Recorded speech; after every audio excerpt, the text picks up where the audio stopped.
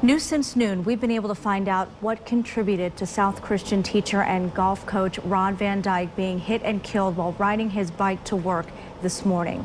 The crash happened on 36th Avenue between Port Sheldon and Baldwin Street in Georgetown Township. 24 Hour News 8's Heather Walker has been talking with investigators. Heather? Marley, investigators tell me that Van Dyke was actually heading here to work when he was hit. Now, the Ottawa County Sheriff's Office has learned from their investigation that he was about 8 feet into the roadway, so 8 feet from the side of the road when he was hit.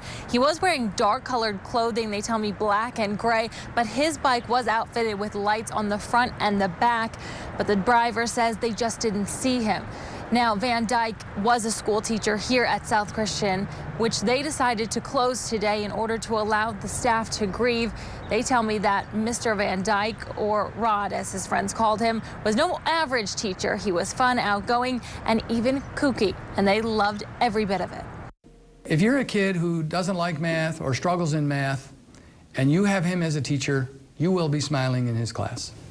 And that was his gift to so many kids. Van Dyke was known for dressing up. He would wear costumes or outlandish golf pants. He was a favorite teacher, and there are several kids who would say that he was their favorite teacher. Normally filled with loud laughter, his classroom now sits quiet and empty.